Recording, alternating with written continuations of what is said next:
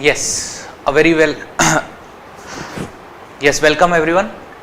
Okay, so in the last stream video, we did talk about the governance part. We discussed what are the basic aspects of governance.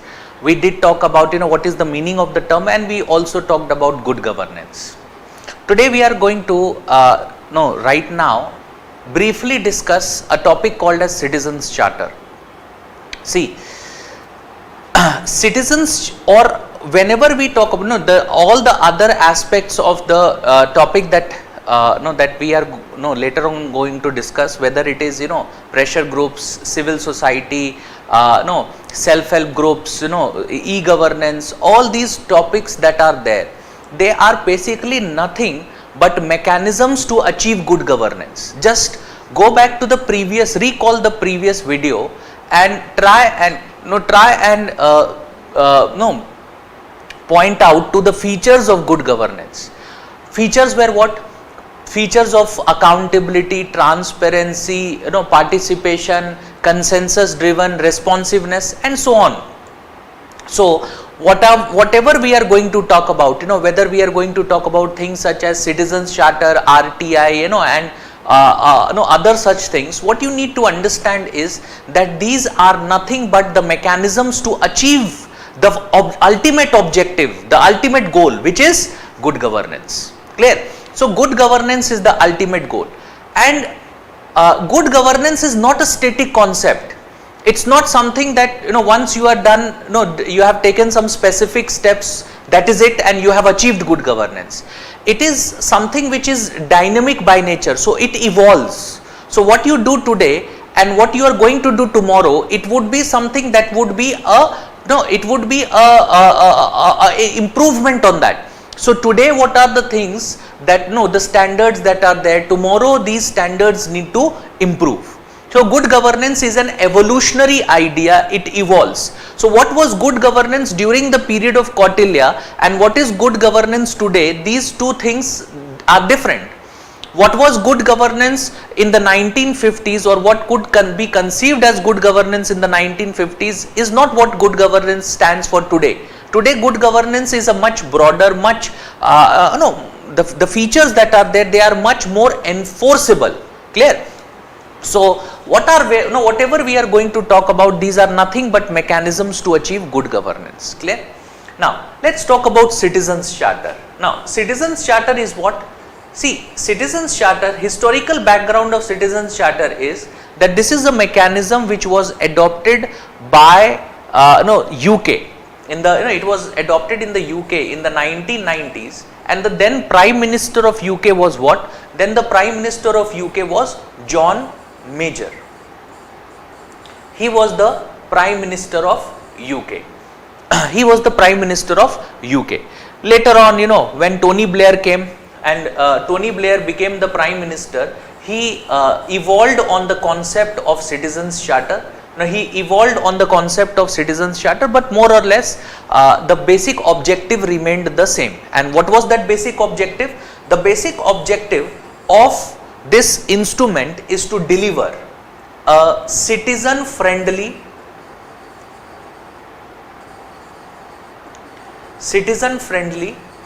services by the government to citizens in a transparent and accountable manner. It is to deliver a citizen friendly services in a transparent and accountable manner. This is the basic objective. So don't you think this comes close to the very idea of good governance? Because remember the features of good governance. The features of good governance very much had transparency, accountability, and if you look at responsiveness, all these things, all of this comes close to the very idea of guaranteeing and delivering citizen friendly services. Clear? So what exactly is Citizens Charter? It's a mechanism. It's a mechanism which is being used by the government and the organizations, governmental organizations to deliver this. Now, a brief background. See, adoption of the concept of LPG, that is liberalization, privatization and globalization, has obviously some positive effects, but there are also some negative effects that are there. Now, when I say negative effects, what do I mean by it? See, whenever we are talking about, whenever we are talking about the concept of LPG, what you need to remember, what you need to understand is that when we adopt LPG, so the functions or the functions that are being performed by the state, it decreases. So, if suppose this circle denotes the functions being performed by the state, this new circle which is drawn, which is a smaller circle within the larger ambit, what you will find is that this would be the new functions that the state would perform. This would be the new functions that the state would perform. Why? Because privatization would mean there would be a lot of government organizations which are not performing well, they would be privatized, which means now those services which were previously being performed by the government, now these services are to be performed by the private sector. Liberalization means previously the restrictions that were imposed on the private sector not to enter into certain domain or certain services, now those restrictions would not be there anymore. So the concept of liberalization, privatization and globalization has one negative, if you can call it that, a negative attached to it, which is what? Which is, though efficiency increases with the coming up of private sector, but the role and the functions of the government decreases. The functions of the government decreases. And this is negative because there are, in a country like, specifically in a developing country like India, there are lot of citizens which are dependent upon the state for a lot of things. So if the state starts decreasing its role, its functions, it means it is not delivering certain services which previously it was to that very section of the society. So this decrease in functions of the state that is there, what does this cause? This decrease in function of the state causes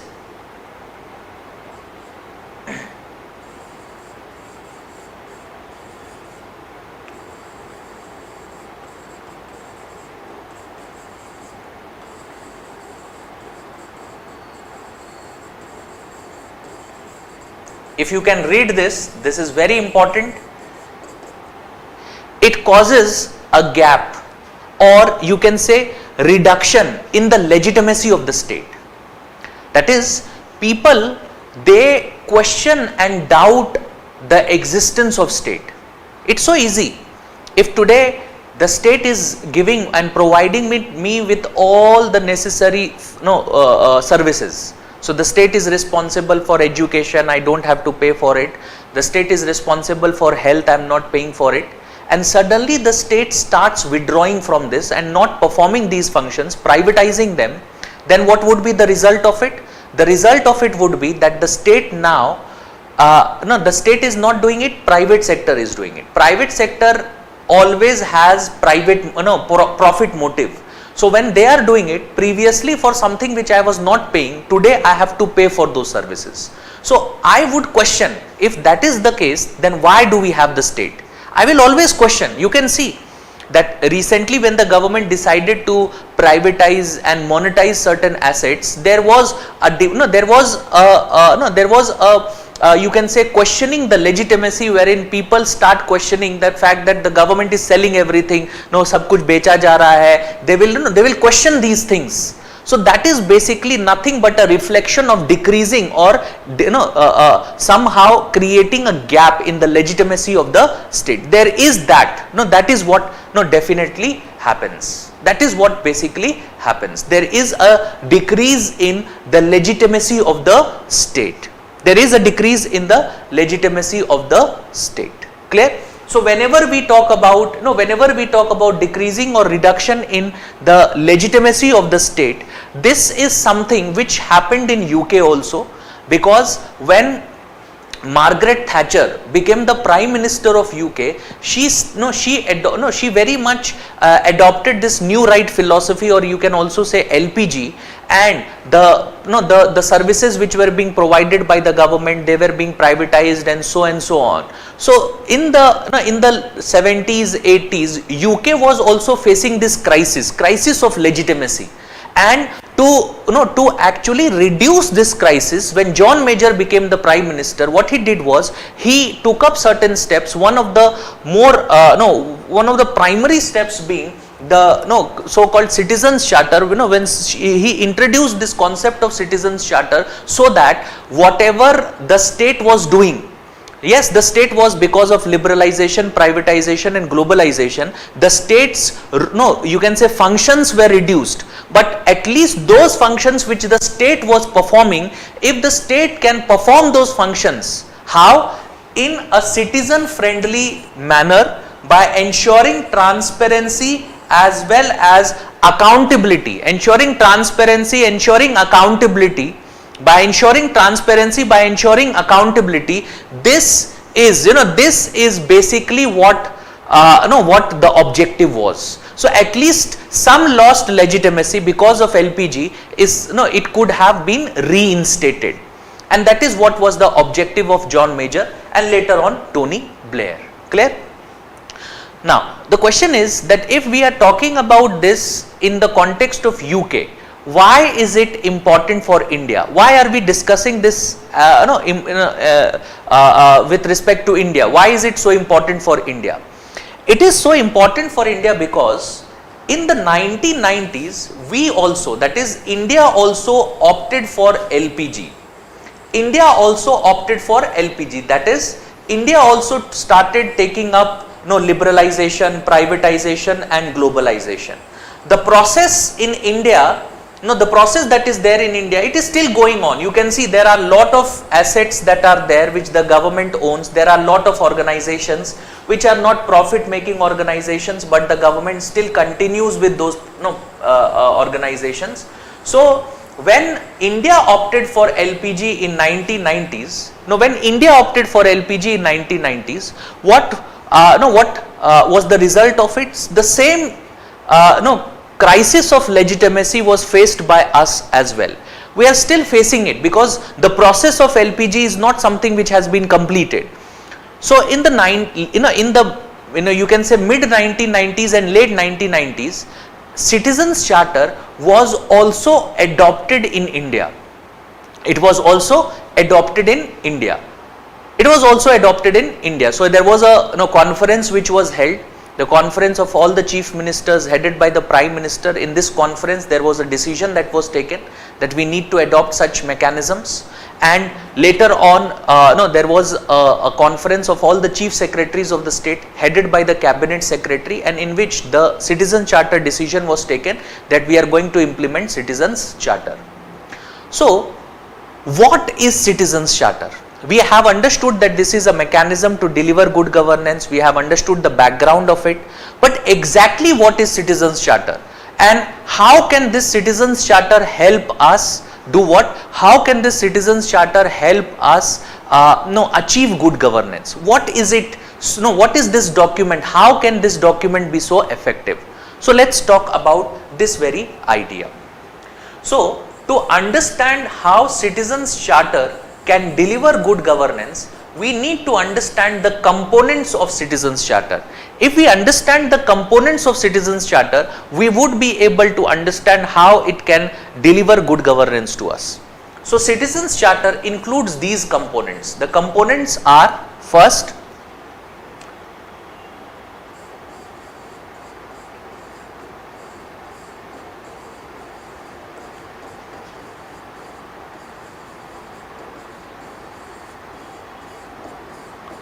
I am going to write this down, then I am going to explain.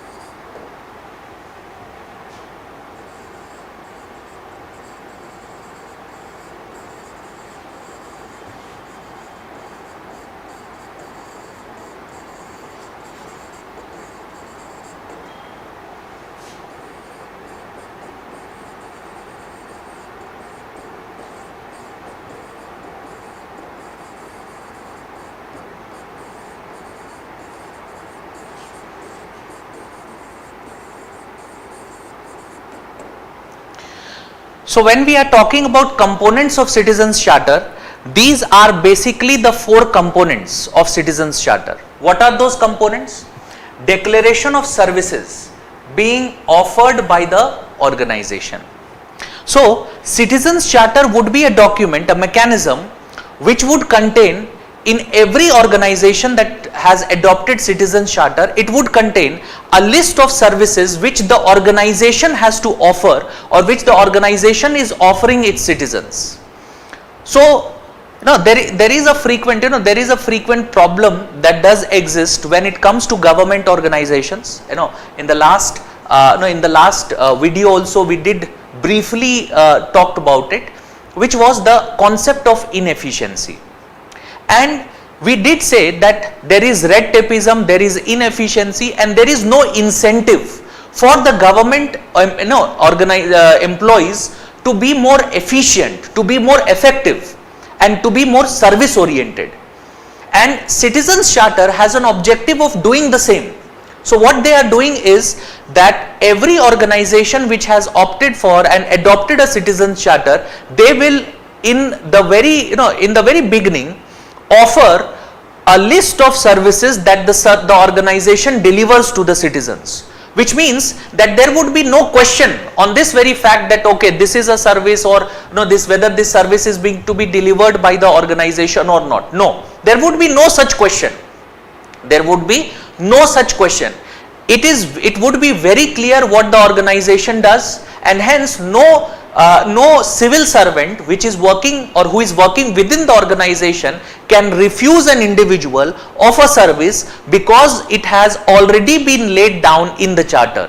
So if there is a government organization which is offering, suppose anything, if you go to a government bank and the government bank offers, suppose opening of a savings bank account, if you provide a certain list of documents, if you go to the bank, you provide the list of documents, no individual or the bank employee can harass an individual by saying no, this is your formalities are not complete, or the organization will not do that. In the very charter itself, it is laid down what are the services that the organization is going to provide. Clear? So declaration of services is the first component of the charter. The second component is the standards of services. Very, very important. See, the primary problem with the government organizations are that these organizations tend not to be very efficient, effective, and responsive in their approach. What does that mean? They tend to invest a lot of money which may not necessarily be prudent expenditure. So if there is, suppose 100 rupees is required for a particular job to be done, in government services it's very likely that it would be done at the cost of 1000 rupees, multiple time expenditures. The reason being, it is not that efficient. Things have changed, not to say that it has not, it has, but we are talking about the 1990s. So that is one thing that we need to understand. Clear? So standards was an important problem. Why? Because they were not very efficient, they were not very effective, and they were not very responsive. Responsive mean that, see, suppose I have applied for a service. No, such that service is to be delivered to me in the manner that I want. In the manner that I want. It's not that you will deliver to me in a manner that you want. As a citizen, I have certain expectations from the government. I have certain expectations that the government is bound to fulfill, and hence the government is to ensure that the services that it is being delivered, it delivers those services in a manner that is the best and the most efficient form. It is in the most efficient form the services is being delivered, which means a certain standard needs to be outlined, and the service which is being given should meet those standards. The service that is being delivered should meet those standards. So it should be outlined. It should be outlined that okay, if this service you have applied for, it would be provided within this particular time limit. this would be the standard, the quality of service. It should all be outlined, and the services that are to be delivered should match those standards. And what does charter do? The citizens charter, before the service is delivered itself, outlines certain standards, like one of them being the time period in which the service is to be delivered. It would be outlined beforehand. It would be outlined beforehand, and once it is outlined that okay, once you apply for this service, the maximum time would be 10 days. The maximum time would be 10 days, and it would be delivered to you in this manner. It would be delivered to you at your doorstep. Quality, the standard would be predefined, and the service standard needs to actually match those predefined standards. Clear? The third being grievance redressal mechanism. Now this is again a very important component of any organization which wants to reinstate its legitimacy, because the government is trying to reinstate its legitimacy which it has lost because of, or there has been a gap of it because because what they have done is they have reduced the role and the functions that they used to perform. So in that context, what is one of the most important things that is required? If the government is not able to deliver those services in a set standard or within the timeline which it was promised on, there should be a grievance redressal mechanism for individuals or for citizens which they could use. Let's take an example. If suppose I go to a government organization, I apply for a service, and the citizens charter there says that that service will be provided to me within 15 days. But after 15 days, after 15-day period that has expired, when I go there, I find that my services has yet not been delivered. That means it is going to create a grievance. I would be dissatisfied. It is going to create a grievance, and Citizens Charter conceives the fact that there would be a grievance redressal mechanism.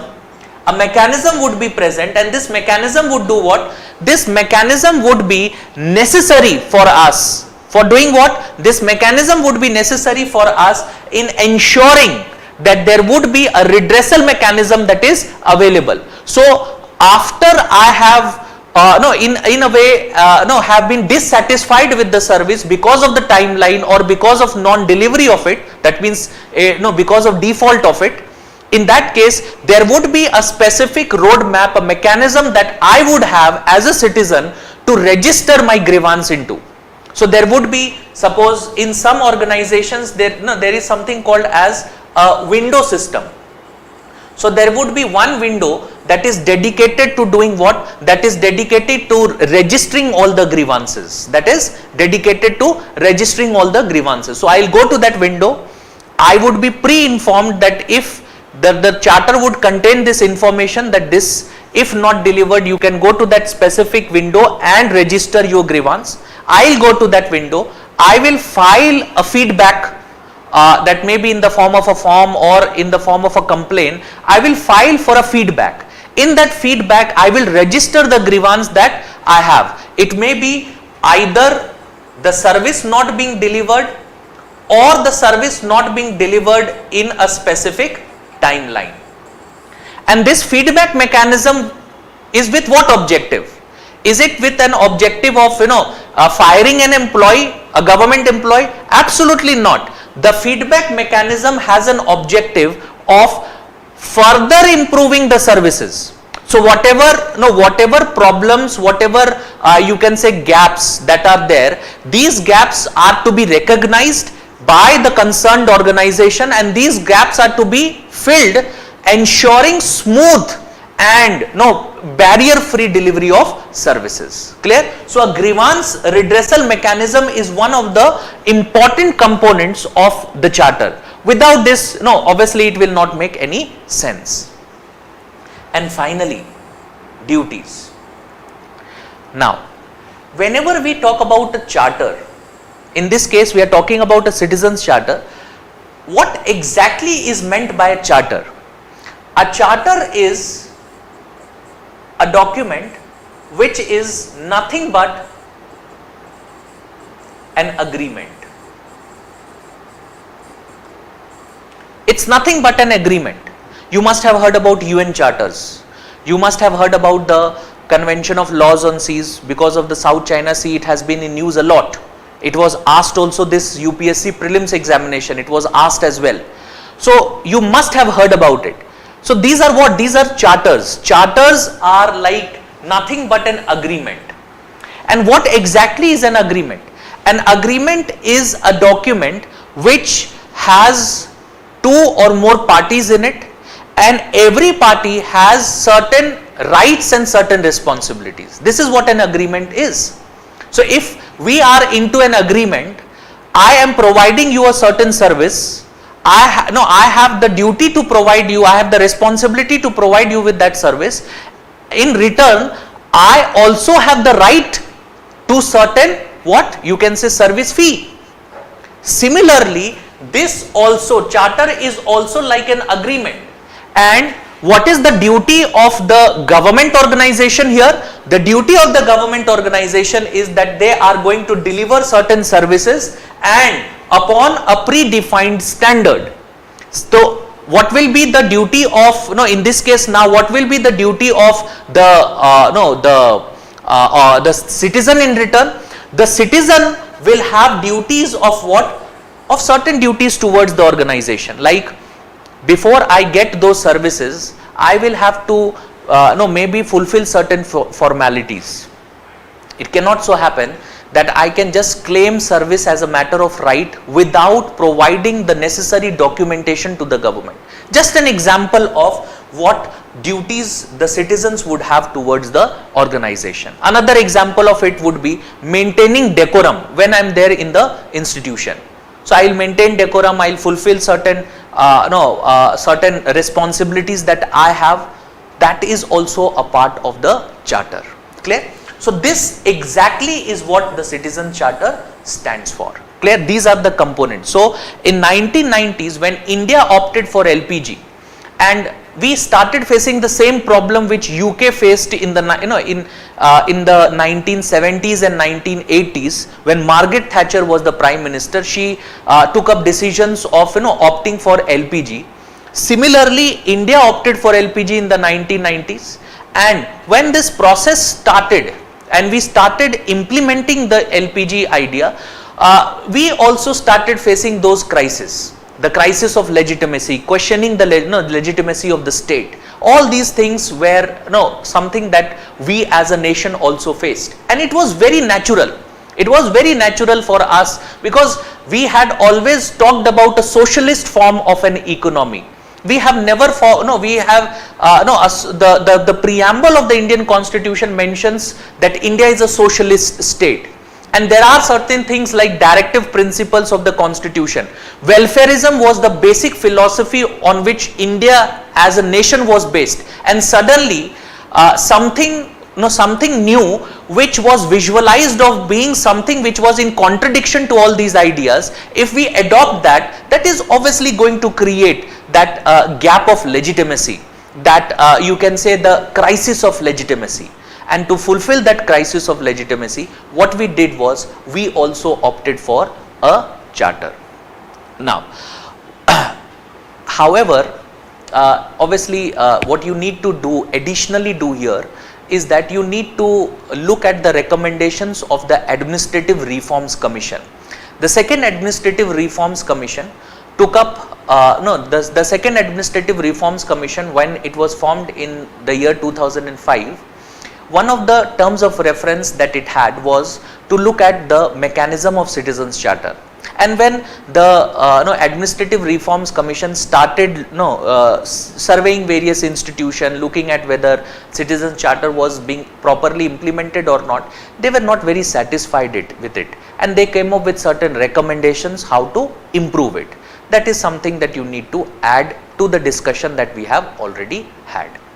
So that's it for Citizens Charter, and that's it for today's class. We'll meet in the next class. Thank you.